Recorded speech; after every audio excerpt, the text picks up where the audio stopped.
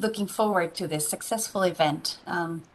Thank you also, Pradeep and Marianne, for joining us for the opening remark. Thank you.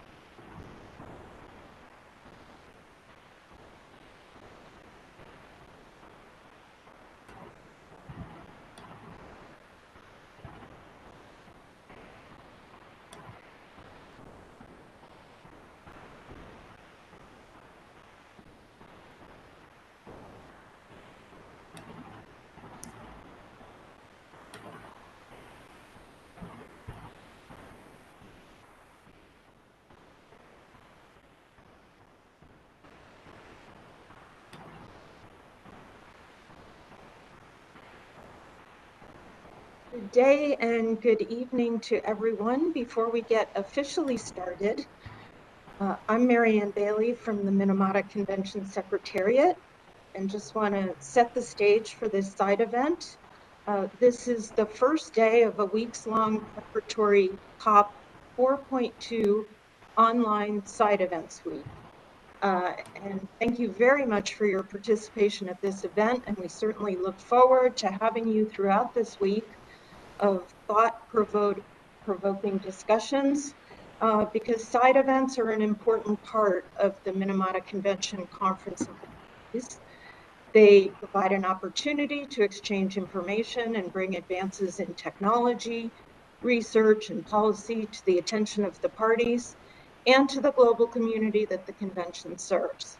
The Secretariat is proud to present to you community-based actions to combat mercury contamination, experiences and lessons learned from the GEF Small Grants Programme, which has been organized by UNDP. And before I turn over the floor to our UNDP colleagues, I'd like to go over a couple of quick housekeeping notes. So you may wish to test and adjust your speaker and microphone settings by opening the audio and video menu at the top left corner of the screen. You can open the participants panel and the chat panel by clicking the respective icon at the bottom right corner of your screen. If the moderator opens the floor and you wish to take the floor, please click the raise hand icon that appears next to your name on the participants panel. The moderator will call names based on the order of raised hands and allow you to unmute when you're named. Please unmute yourself and speak. When your speaking is over, kindly mute yourself and click the lower hand icon. These are the housekeeping instructions we give for all the side events. So of course, our UNDP hosts will guide you appropriately for this session. Questions can be typed into the chat box and sent to everyone. And if you need technical assistance, please put your message in the chat box and send it to host. And kindly note that the session is recorded and broadcasted. Recording of this session and the presentation slides will be made available through the Minamata Convention website after the session. So with that, UNDP, this is yours. Thank you very much, Marianne, and thank you very much for that introduction. Hello, everyone. My name is Yoko Watanabe. I'm the Global Manager of the GEF Small Grants Programme implemented at UNDP. Thank you for joining us today for this exciting first day of the side events for the 4th Mercury Convention, the Minamata Convention on Mercury. We're really excited to having all of you participating in this event, and thank you all for the speakers and panelists today for joining us. As the objective of the session is to really highlight the small grants program's implementation and support to the Minamata Convention from the local level and facilitate the knowledge sharing of the successful scaling up at the national level through policies, programs, and others. So we're really excited to having this event, and we're having the first panelists, the speakers. Thank you very much, Pradeep, for joining us to do the opening. Pradeep Kurkusuria is a director of the Nature, Climate, and Energy at the UNDP, and he's also the executive coordinator of the environmental finance. Thank you, Pradeep, and the floor is yours. Thank you, Yoko, very much. First of all, a warm welcome to all of you to this UNDP GEF side event on local action in Mercury management at this 4th meeting of the Mercury Convention.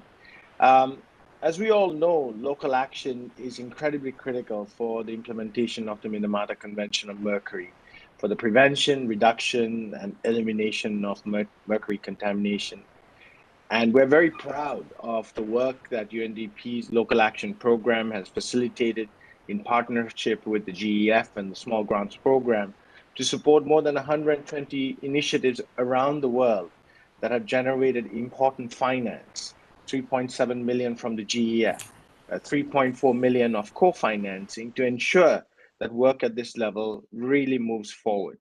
And we know through our portfolio that besides directly reducing mercury contamination through community level work, our support to local action has also enabled civil society organizations to scale up their work and help influence the shape of government policies. For example, in Nepal, our guarantee partners' work has resulted in national legislation to ban mercury use in dentistry. In Mali, our partners' local action efforts have led to the adoption of a government decree to suspend mercury use in gold mining. In Uganda, we've supported our partners' advocacy for the adoption of local government policies to regulate mercury use and reduce child labor in the mining sector. These are important results which wouldn't have been possible without the partnership with the GEF and the incredible work on the ground through the Small Grants Programme. And the results achieved so far reinforce the need for integrated multi-stakeholder approach to tackling mercury contamination that includes community organizations, as well as the need to urgently scale up successful community level action across a number of landscapes and watersheds. UNDP's local action framework involves sourcing the best ideas from around the world, building on our extensive network of country programs and grantee partners to support innovations with financing as well as technical assistance, and to facilitate, most importantly, learning in order to replicate, adapt, and scale up solutions coming from successful impacts at the local level. We also focus on catalyzing partnerships between civil society organizations, local governments, and private entrepreneurs to identify and implement innovative solutions for local communities, producer organizations, as well as landscape level networks of civil society organizations. This really requires all of us to come together. Now, in support of mercury management, the Small Grants Programme has partnered with the European Environmental Bureau's Zero Mercury Working Group and other partners to develop the capacities of local communities to advocate for the elimination of mercury use at the local as well as landscape levels. These partnerships are built and strengthening local to global coalitions to ensure that experiences are reflected in global policy dialogues. So UNDP's local action with country program teams active in over 128 countries and tested operational procedures, knowledge networks, and the ethos of globally recognized support to national level initiatives provide a robust framework with which to localize mercury management, expedite scaling and operation efficiency, and develop further partnerships. And we need to do more. The problem is worsening, colleagues. The latest UNEP Global Mercury Assessment showed that the total anthropogenic emissions of mercury to the atmosphere have increased from 1960 tons in 2010 to from 1,960 tons in 2010 to 2,220 tons in 2015. Human activities have increased overall atmospheric mercury concentration by nearly 450% above natural levels. Now, we recognize that local communities and indigenous peoples are the most impacted by mercury contamination and may be involved in using it. Local stakeholders are well placed to take necessary actions to support mercury management. And you can count on UNDP and our partners, including our important partner, the Global Environment Facility, to continue to empower local stakeholders through capacity development, technical assistance, financing, and networking. Now, based on over 3 decades of experience supporting successful action, UNDP recognizes that when local stakeholders are involved and empowered, they can work closely and effectively with other external partners, government, private sector, and others, who all must work together in order to see impact realized. So I want to thank you all for attending this side event, and we really look forward to panel discussion and ideas on how we can scale up working on the local level with all of you. Thank you. Over to you, Yoko. Thank you so much, Pradeep, for that really strong message for the importance of local action to make a change and make a difference in this really alarming period of global environmental crisis and other environmental issues. So thank you very much, Pradeep. The next person for the opening remark is Marianne Bailey, the Program Management Officer for the Capacity Building and Technical Assistance from the Secretariat of the Minamata Convention on Mercury. We're really delighted to have you, Marianne. Over to you. Thank you so much, Yoko, and thank you also for you and your colleagues at UNDP for managing this really important program.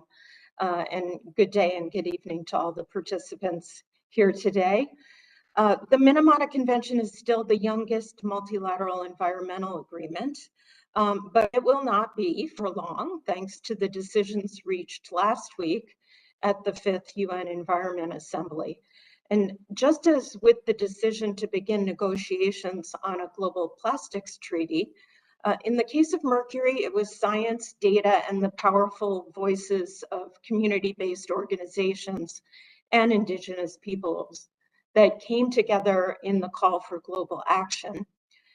Multi-stakeholder cooperation through the Global Mercury Partnership included civil society organizations, scientific organizations, and the private sector to develop a shared understanding and vision for how to reduce the risks to human health and the environment from mercury pollution. And the GEF Small Grants Programme takes this type of collaboration further and really makes it come alive on a national basis. I had the privilege to be part of the Minamata Convention negotiations from their start. And like other multilateral environmental agreements, we were guided by science and data, not just about the devastating health effects of mercury, but also how it behaves in the environment and travels long distances, which sectors are responsible for mercury use, emissions, and releases globally and regionally, and more. And the convention negotiators took a rather bold step of directly addressing an informal sector, and that is artisanal and small-scale gold mining.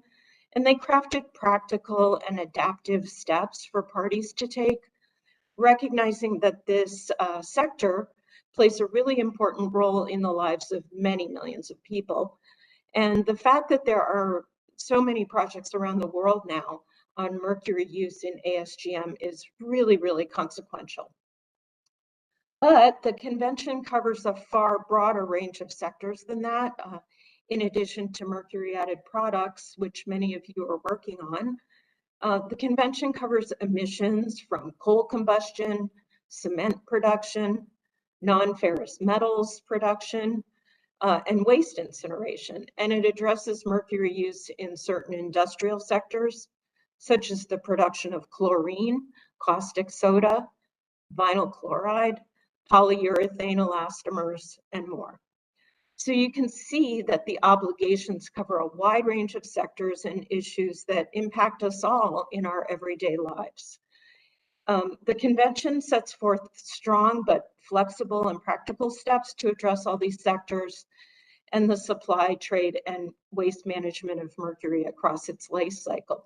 But these provisions will not be effectively implemented unless they're well set in the national and local contexts, and unless all stakeholders have an understanding of why these actions are needed and are able to be part of the design of the solutions. Community-based organizations are really essential to our mutual success. Their ability to mobilize locally appropriate solutions, to work in local languages, to advance effective gender strategies, and to engage the local private sector are just some of the many ways they can do this. So I look forward to more and more work being supported by the GEF UNDP Small Grants Program to ensure that we all continue to work together to make mercury history. Thank you. Thank you so much, Marianne, for that message. And we really appreciate the strong partnership between the Small Grants Program and the Minamata Convention on Mercury. We've been supporting each other and also bringing in the civil society voices and indigenous people to the convention's dialogue. And we really look forward furthering this. So thank you very much, Marianne. With this, we are getting into the panel discussion now. We will be having 4 distinguished speakers from around the world. We have from Burkina Faso, Antigua Barbuda, Nepal, and Uganda, and we'll be hearing how local action have made a difference, and also not only at the local level, but how it has been scaled up to a sub-regional and regional and national level. We will be having a dialogue after the panel discussion, so I would really encourage all the participants now to start, providing your comments, questions through the chat box, and we will be monitoring that. So after the panel discussion, we will be having a dialogue with all of you, picking up on some of your questions and really have a lively sort of interaction. So hope you would be using those chat boxes as you hear the conversation. With no further ado, I'd like to really move into the first panelist. The first panelist is Mr. Roger Barrow, the Director of the Pollutions and Environmental Risk Prevention and a national focal point of the Minamata Convention. And he's also the National Steering Committee member of the GEF Small Grants Programme in Burkina Faso. We're really excited to have you, Mr. Roger. The floor is yours.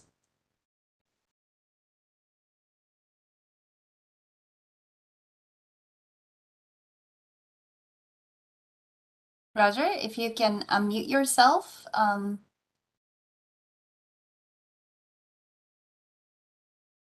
I think you are unmuted. Are you there? Yes. Oh, great. Please Hello. start. Thank you. Okay, thank you. Good morning, good evening, everybody. It's a pleasure for me to present SGP effort in mercury management in Burkina Faso. Slide.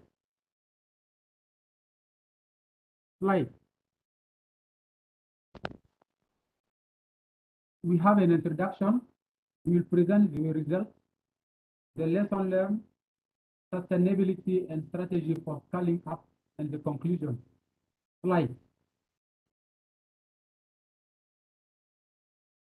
To introduce, we have the Statute of Minamata Convention of the implementation in Burkina Faso. Our country see the convention and ratify the convention also, and we have developed a Minamata initial assessment, and we have also a national action plan on mercury reduction since 2020. We have also transmitted the 3-year report on the implementation of the convention, and now our country is vice president of COP4. For project, we are now have one project of phase out mercury medical device with new UNEP and WHO. We also have a project to support sustainable waste management and reduce emission of UPOP and mercury, but the project is pending implementation. We have also another project in pending implementation to monitor Minamata mercury art products, and now we have established a national monitoring committee for the implementation of national action plan. Next.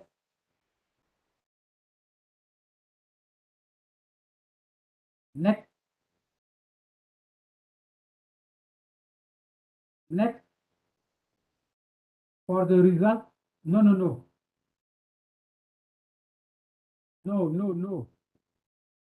The second slide.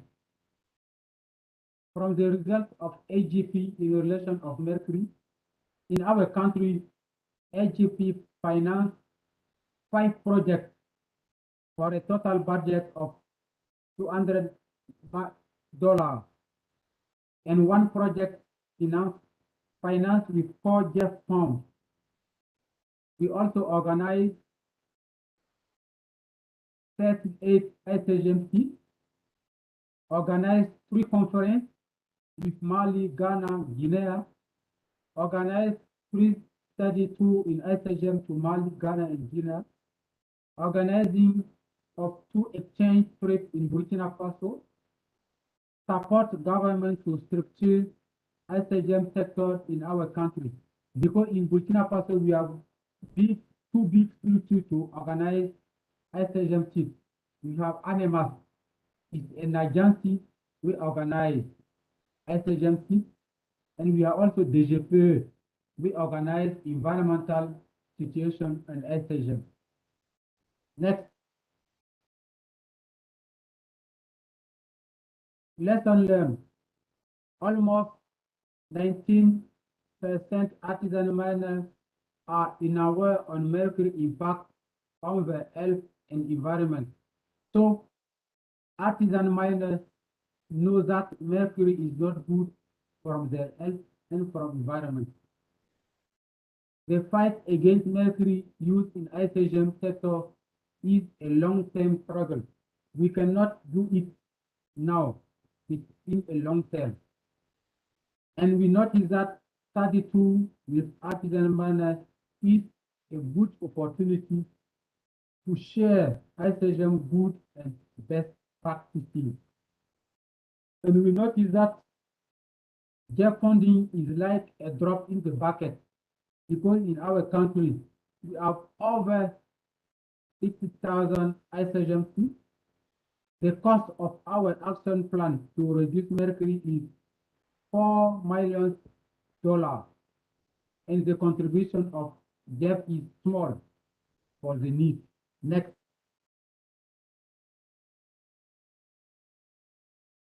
And for the different project implement with the GEF fund can be scaled up with more funding.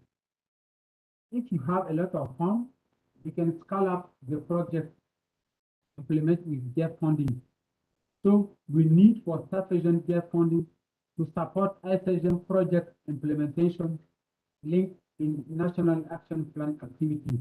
Because we have a national action plan, we need to finance the different activities on the national action plan.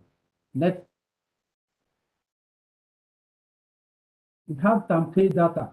In our country, national ratio, if you want to produce 1 gram, for example, of gold, we need to use 1.5 mercury.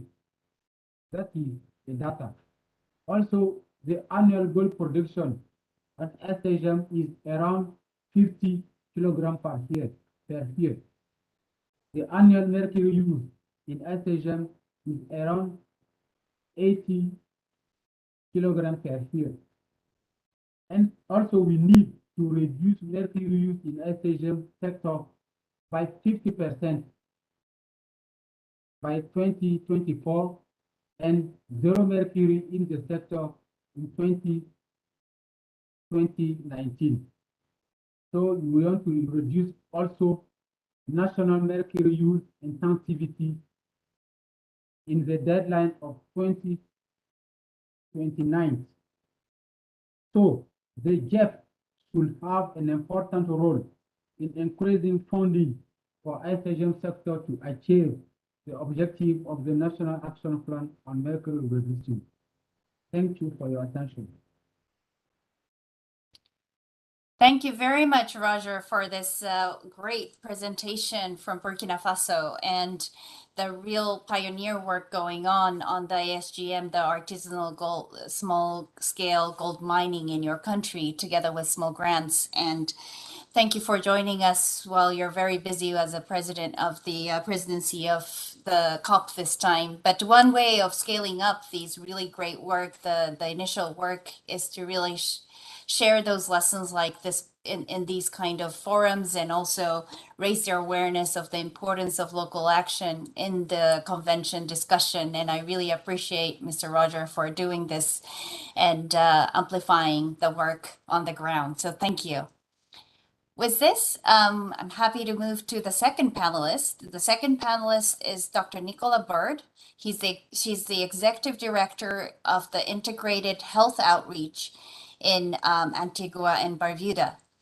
And we're really looking forward to hearing the activities in Antigua Barbuda in relation to mercury management. Thank you, Nicola. The floor is yours. Thank you so much for having me, and it's an honor to be here. So today I will be talking about the project that we implemented in Antigua and Barbuda towards phasing out and phasing down mercury added products. And today the presentation will focus on our goals and activities, our achievements, and also the consortium that we work together to build, and how we work together as a community. And the purpose of sharing this is so that you can have the greater understanding of actions on the ground where we had a consortium of NGOs working together to achieve the goals and the results of that. And so I will dive right into what we were doing. So the goal of what we wanted to do and achieve was to assist towards the phasing out of mercury added products in Antigua and Barbuda. And so we focused on 4 main components. We focused on education and an awareness campaign. And I will just touch on each one, and then I will explore each one in further length. We also worked on research, we did analysis, and a bulb campaign. Towards the first one, you can see the image on the right. We had several different areas of awareness raising. We started implementation in 2019, and of course, COVID came. We were right on the heels of COVID, and so we had to adapt much of our communication to attend to that, because of course the goal had been to go out into the communities, work in the communities, and develop that awareness raising.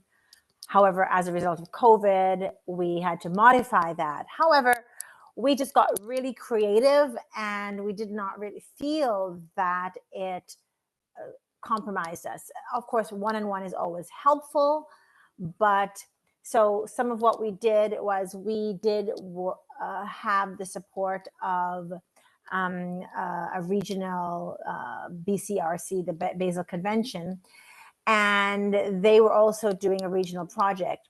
And so they had several, as we see the flyer on the right, like that we were able to present and put out through social media. So we built a dedicated social media page. We built a website, and then we worked at driving traffic by doing paid advertisements in terms of these flyers and these and so we really got out there robustly in terms of social media. Throughout we also did little social media campaigns that we also did was offer giveaways. We worked with different private sector stakeholders, and they offered prizes like a spa day, et cetera, and so we did little quizzes, and so we gave away like 5 different prizes over 5 months and got the communities really involved in partaking. At the end of it, for instance, we did a presentation day with our collaborator National Solid Waste in Antigua and Barbuda to present the prizes. Just multiple ways of really making this, getting out to the communities and making the information available. Through the partnership with the Basel Convention, we also did videos on our national TV. We modified them because they were quite long at the beginning, then to 45 seconds to be on national TV. And we did also public service announcements on radio. So we were very pleased with the response, and we really felt that despite COVID, we were able to get out there and raise awareness. We also did research. We did a hair sampling and cosmetics. So to assess the mercury levels in women of childbearing ages, we did over about 160 hair samples.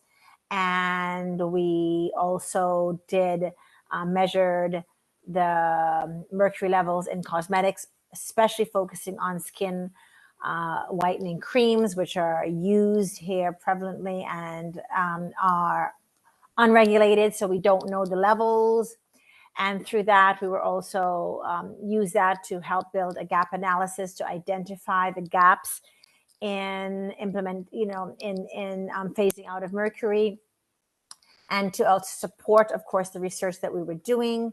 And there is movement towards equally banning skin whitening creams which have mercury levels that are identified as dangerous, which actually, from what we measurements, would include all of the skin whitening creams. So that's in process now. And we also did a bulb campaign, and that was towards separating mercury-added light bulb, separating the waste with working in collaboration. Next slide. And just briefly, so those were our achievements. So next slide, please. We also worked with a consortium of NGOs and public sector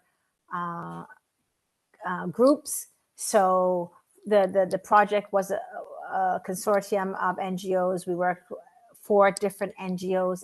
Next slide, if you can, please.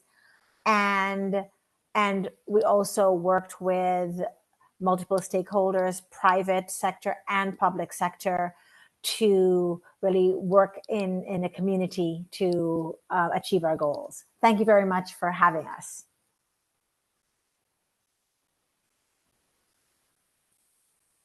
Thank you very much, Nicola. This is great.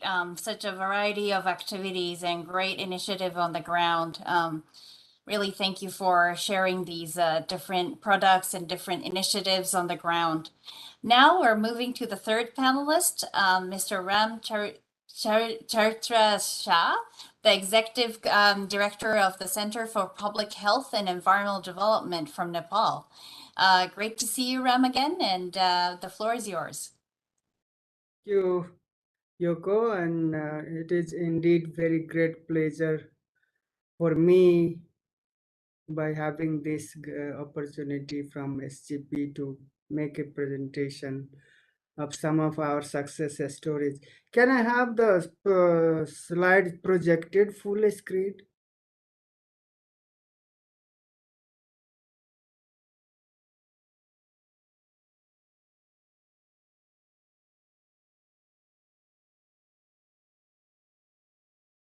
I didn't see the slides.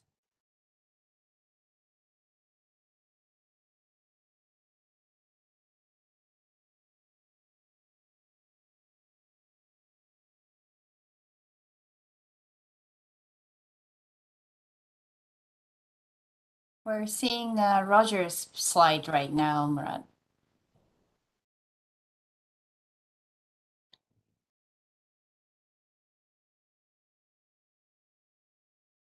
Yes. Perfect.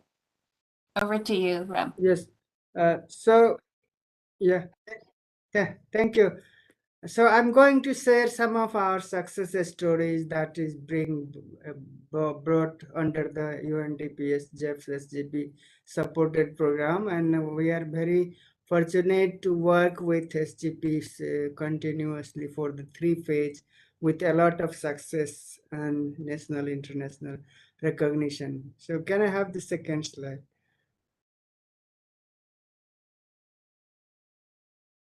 Next.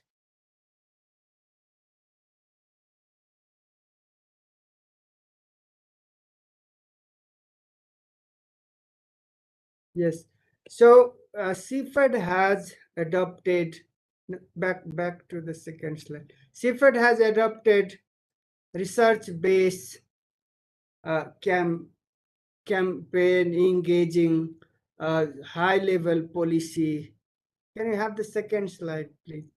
High-level policy maker, professional association, occupationally vulnerable group like medical professional, dental doctors, dental nurse, as well as the people working with the industry like Ayurvedic medicine, manufacturing industry workers, as well as the people with the metal plating workers. So these are the vulnerable groups we work with.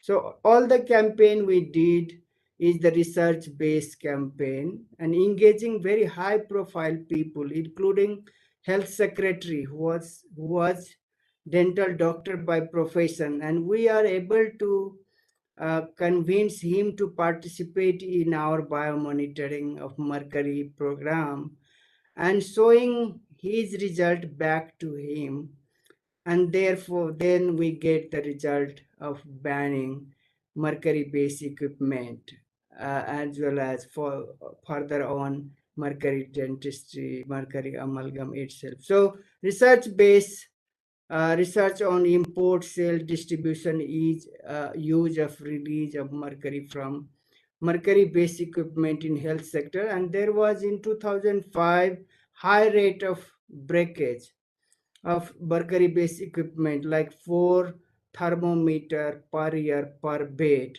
and that results like around 500 kg back in 2010, whereas the latest result in 2019 our MAI say including mercury based product use and disposal of mercury based product uh, estimated to be 2500 kg of mercury released into the environment per year. So there is a huge release of mercury, and as a result there was huge high level of occupational exposure within the hospital setting, within the another industry setting. And we have done a series of biomonitoring of including fisher folk, medical professional, including dental doctors, nurse, people who have dental filling in their mouth. And in the later stage, as I said, that people work with the metal plating as well as Ayurvedic medicine using mercury. So, and all these biomonitoring data shows very high level of mercury contamination among the people, among the occupationally vulnerable groups. And Nepal, among the South Asia, has the second highest level of average mercury contamination among people, whereas it has the average mercury concentration more than America, Africa, among those groups.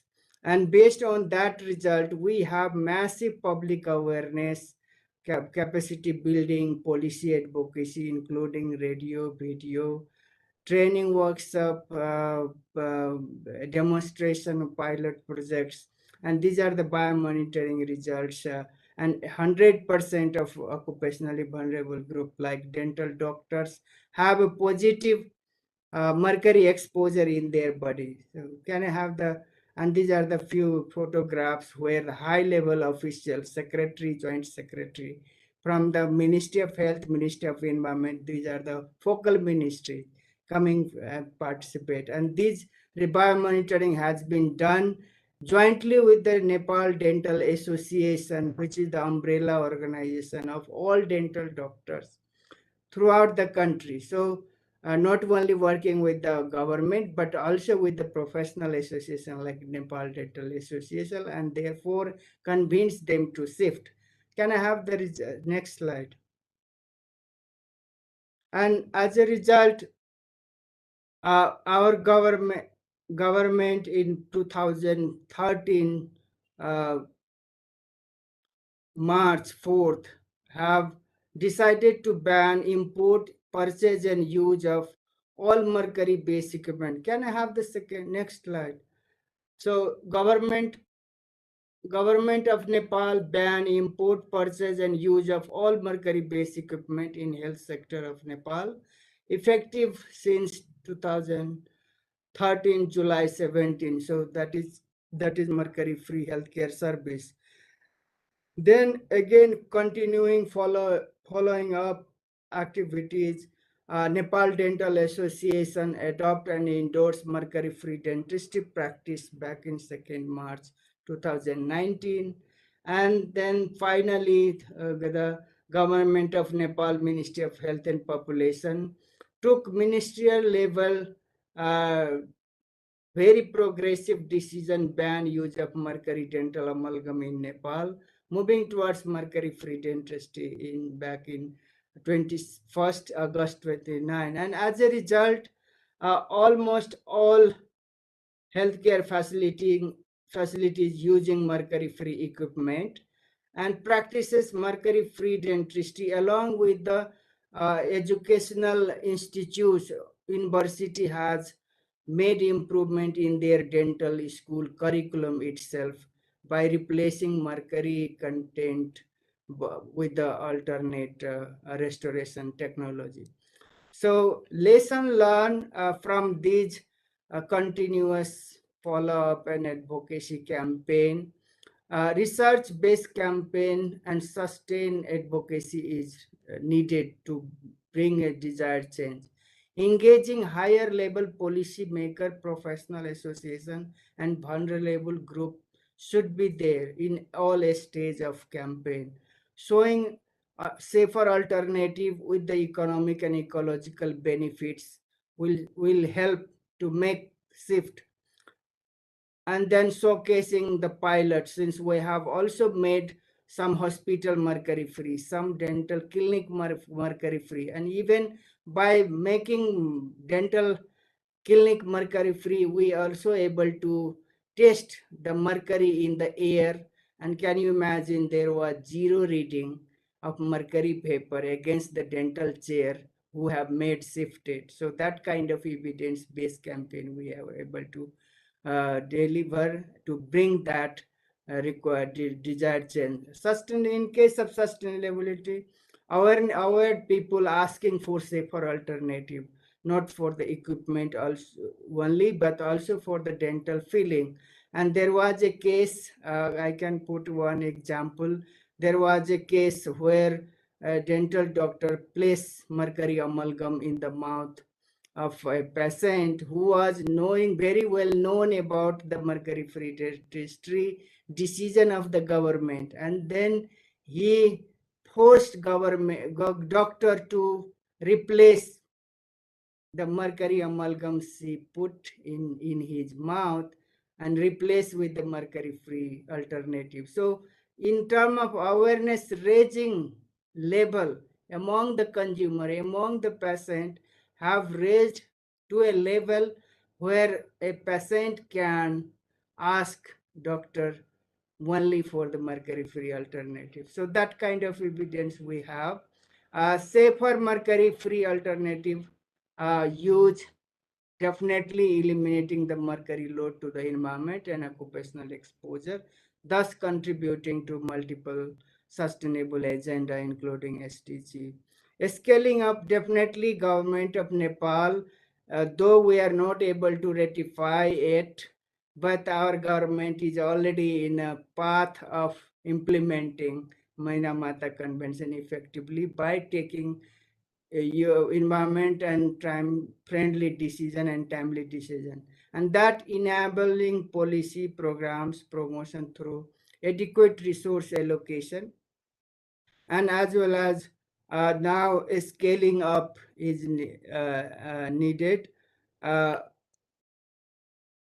so scaling up is the government and health environment friendly timely decision has been already taken place, enabling policy program and promotion through adequate resource allocation, high potential of scaling up pilot to in national level that has already happened, and then regional and global level. And there is urgent need of ratification of Minamata Convention by the government of Nepal. So all these success stories of having mercury-free healthcare service and mercury-free dentistry in place in Nepal, brought by CFED initiative, has been nationally and internationally recognized, and CFED has been awarded Environmental Conservation Award 2016 by government of Nepal. We have received WWF Conservation Award 2020. That is exactly due to the SGP supported program in Chitwan, which is the medical city, and we are able to make that city mercury free and eliminate the source of mercury pollution to a river that follows through biodiversity rich national park, which is National Chittor National Park, also World Heritage Site. And for this WWF Conservation Award we have received. And this year, myself has been given award, first in Asia award by World Alliance for Mercury-Free Dentistry, recognizing our organizational and personal effort towards making mercury-free healthcare service and mercury-free dentistry in Nepal. And thank you for giving me this opportunity to share this success story. And our short video link is here. One can browse afterwards if you are willing to learn more and more about this campaign. Thank you once again. Thank you very much, Ram, for this really amazing story about how you have started at the local level and now have a national ban on amalgam mercury use. And so much awareness that has been raised by the local communities to have that awareness to move to another level on mercury use in general. So thank you very much for sharing that. And I'm sure there is a lot of comments and questions coming to you about how you made that happen. So we'll have a Q&A session after the last speaker, but the not least, of course, the fourth panelist, Miss Anne Nakafero, the focal point of Mercury Convention of Uganda, and she is from the National Environment Management Authority, and she's also the technical advisor of the Small Grants Programme in Uganda. Really looking forward to hearing from you, Anne. The floor is yours. Yes, thank you very much. Ladies and gentlemen, protocol observed. Good afternoon, good morning, good evening. I've already been introduced, and I'm going to briefly present on GEF SGP's efforts in micromanagement in Uganda. Next, please.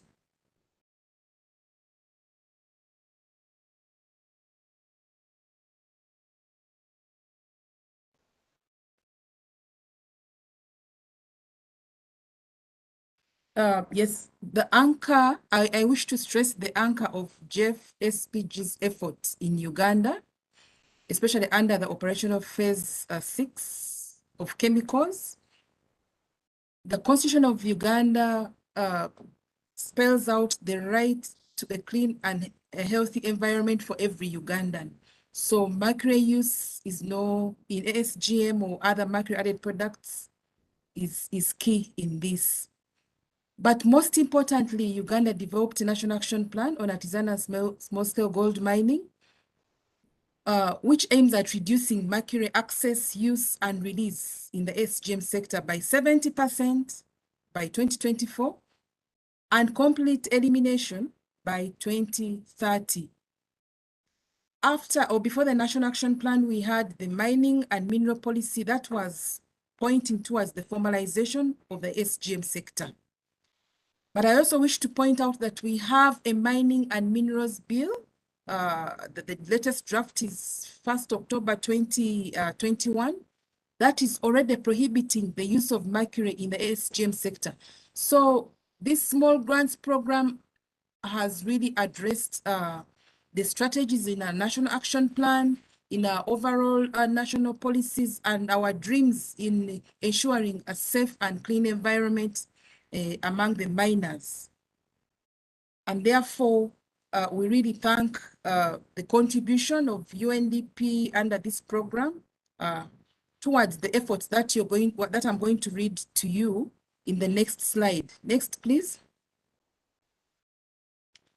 Some of the results under GEF SGP operational phase 6 have been more centered on technology transfer among the miners and creation of awareness. And I wish to point out that for us as government, this has been a very, very great contribution from the SGP, GEF, UNDP, but also from the NGOs that have been implementing these programs.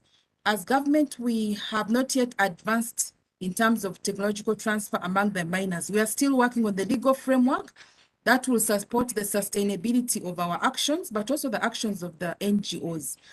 And so as you can see in the picture, different technologies, especially concentrators that include centrifuges, the gold conker, the smelters have been distributed and installed in various sites and various districts. Not many districts, but we made sure with UNDP that we concentrate in a few selected areas and we make an impact, but also that we are able to follow up on upscaling and adoption of practices by neighboring miners. So as you can see in the photograph, a gold catcher is being installed and demonstrations made.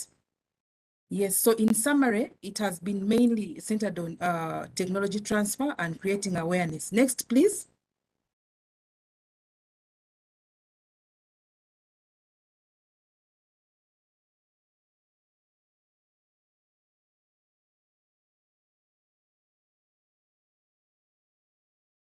Yes, the previous slide was showing technology transfers, but also green gold, let me call it green gold engagement. That is supporting miners to adopt fair trade for gold and other precious metals. And this has found them engaging with better markets. And this has also been through the support by GEF, SGP, and engagement of local NGOs, but also dissemination of training materials on child labor, on conflict resolution, gender issues. And I should stress here that gender concerns are key when it comes to technology transfer, because we need to assist the females or the women to balance both their domestic roles and also other roles that bring in income, like gold mining. But we also still under the same program, selected miner or associations or organizations at a local scale were formed through engagement with various district local governments. And we have seen this yield coherency among the miners. They are now able to put together efforts, energy, resources to work together to adopt such technologies. As we may all be aware, the alternative technologies, especially that relate to gravitational methods, require quite large amounts of ore, you know, to make sure you balance the costs and the benefits. So by forming associations, these miners have been able to pull resources together and minimize waste. As you can see, that photograph has, it is gold that was produced by gravitational method and then purified using borax. But before we leave that slide, I should say that, as I will later inform you, the challenges are that the price of gold, of green gold, let me call it green gold, that is produced through environmentally friendly methods will cost the same price as that which has been produced using mercury. So as government, we are tasked to put enabling framework, both policy and institutional, to see that the miners are convinced or coerced to adopt the different technologies. Next, please.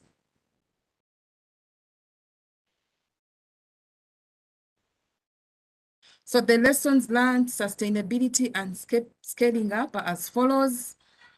In terms of the lessons, we have seen miners, they are very enthusiastic to learn and adopt mercury-free technologies, although they are limited by existing policies and institutional frameworks. Of course, as Uganda, the first step we took was to ratify the convention, and we are taking meaningful steps to actually review our policies and institutional frameworks to align them to the needs of the national action plans and many other and also in line with the Minamata Convention. Secondly, in terms of sustainability, UNDP here in Uganda involved NEMA in the selection of the applicants, that is the NGOs. We also went ahead to evaluate the proposals and even the project outputs. And I should also say that most of these NGOs, or actually all of them, are members of the National Coordination Mechanism for the implementation of the Minamata Convention in Uganda. So they are already converted, if I may use that word, but also they are equipped with information. Even prior to the projects, they were equipped with information, and we regularly update them on ongoing processes under the Minamata Convention. So implementation of these projects was a little smooth for them, and also it will be smoother if during the upscaling. So in terms of sustainability, UNDP did well to bring the various stakeholders, not only NEMA, even other agencies on board. However, in terms of scaling up, there is need for UNDP, SGP, especially in Uganda, to increase the scope to cover the mercury added products. I've been hearing from Burkina Faso, from Nepal. I think I'm not aware of any engagements in the area of maps. And yet, I think we need to also kind of balance or touch here and there to create more awareness, because the issue of mercury pollution touches everyone in a different way. So our request is that we increase a little bit in the scope and engage NGOs in that area too. I should also say that for sustainability purposes in Uganda, we may also need to engage local authorities, because these are the areas where the NGOs actually operate, that we should not leave them behind, not only in terms of bringing them on board, but they can also access the small grants to actually beef up what the NGOs are doing. For instance, if a demonstration site has been put in place, a mercury-free demonstration site, the local government can be supported under SGP to develop bylaws to lure those neighboring miners to actually go and use that very demonstration site. And when they use it, even the local governments will integrate it in their plans, budgets, to actually support them in their maintenance. We also have programs, extension programs at a local government level. If these are brought on board, they're able to extend extension services in the absence of the experts that would have introduced the technologies. Lastly, I think I have mentioned it, that we need not to forget the local government. They can come up with small micro projects that are in line with the Minamata Convention, but probably supported under the SGP GEF. Thank you so much. That seems to be like the last slide. Yes, thank you so much for listening. Thank you very much, Anne. And this is amazing that the microfinance from the small grants have also made a huge difference to the National Action Plan and the policies and legislation in Uganda. So thank you very much. We have heard from a really exciting four panelists, Roger, Ram, Nicola, and Anne, and this has been really fascinating. We really have only maybe a few minutes for just the question and answers, but I just want to pick up two. One to Ram, in terms of the dentistry impact that you had in Nepal. There was a question regarding, is this um, on the board for all health sectors, or is it only government sectors, or how this has been done? And also a quick question on what were the key elements to make this happen at the policy level? I mean, the small initiative led to the national ban. I mean, maybe one or two key enabling elements, if you can highlight, that would be great. Thank you, Yoko. And I see the question in the decision made by the Ministry of Health back in 2013. It is for both, actually, not only for the government, but it is primarily for the government. And in the same letter, it has been said, it has been requested to all private healthcare institution to go for mercury-free equipment. So it is both, and as a result, not only the thermometer or sphygmomanometer has been stopped purchasing and using in the government hospital, it has equally implemented in the private sector. In terms of dentistry, actually it was very hard in the beginning, but we work in partnership with the Nepal Dental Association, which is the umbrella organization of dental fraternity. We have had the biomonitoring research jointly with the Nepal Dental Association, engaging more than 50 dental doctors, testing their personal level of exposure and sharing the result is the one of the major factor of convincing them to move forward, to take decision to move forward for the mercury-free dentistry practice. And at the same time, we also work with the government, where the WHO country officer for Nepal also help us a lot in coordinating, in bringing Ministry of Health in the equal pace to decide mercury-free dentistry. So that is how it happened. It is the multi-stakeholder engagement from the beginning, and at the same time engaging the professional association in research, engaging them itself.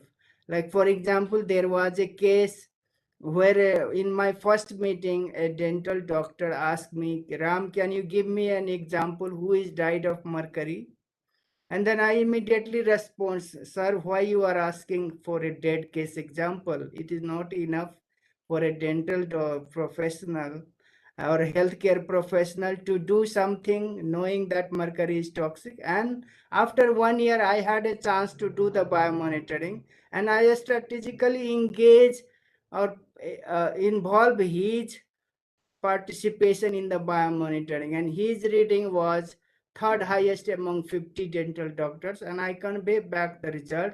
And after 1 year, he meet me again and said, Ram, thank you. Because of you, I know my result, and now I am doing mercury-free dentistry practice. So it was hard in the beginning, asking a dead case example. Now he has turned 360 degree and practicing mercury-free dentistry. So that is how it happened. Thank you. Thank you very much, Ram, for that really interesting insight on how things happened and how it have led to such a level of national recognition and national ban. So thank you very much.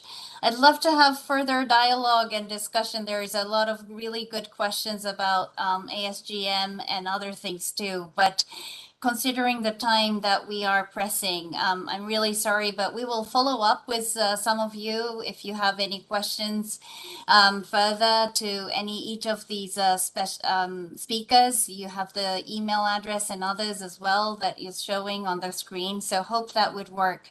I wished we had more time, but at this point, what I wanted to also share was based on these fascinating panelists and dialogues and case studies, we have just updated our Small Grants Program's brochure on mercury management. And what you have heard today is also like from Nepal and Uganda and others are highlighted in this brochure. I hope the slide will show. The next slide, please, Murat. Next slide. Maybe it's not moving. So maybe if you can see this, this is the new Mercury brochure that has been developed. It's just a full page, very succinct, but very rich information about what Small Grants Program is doing on mercury management around the world. And I hope that would inspire you more to take local actions. And as you heard, there's a lot of ways to link that to the national action plans and national strategy and legislation, awareness raising at a higher level to make a difference. And as you have heard, all sectors need to work on this together, a multi-sectoral approach with government, civil society, private sector. I think these are really important way to make a difference and have an inclusive sort of approach to the mercury contamination and mercury management moving forward. And as we have the COP coming up, this local sort of message and local voices and experiences will really make a difference to the policy makers and the policy decisions as well. And we hope that this small, short dialogue today will contribute to the upcoming discussion at the COP. So thank you very much, everyone. And the presentation again is recorded, the Q&A. We hope to provide some inputs later to some of the questions that has been raised, important ones, particularly with ASGM, dentistry, and private sector involvement in different products that have mercuries and have an alternative. So thank you again for everyone. And we really look forward to the further cooperation and working together at the local level with Small Grants Program at UNDP. Thank you and have a great rest of the day. And thank you again for the panelists and the Secretariat for hosting us. Thank you. Thank you. Thank you all. Goodbye, Thank everyone. you, everyone. Thank you. Thank you. Thank you very much, everyone. Thank you. Bye-bye. Bye-bye.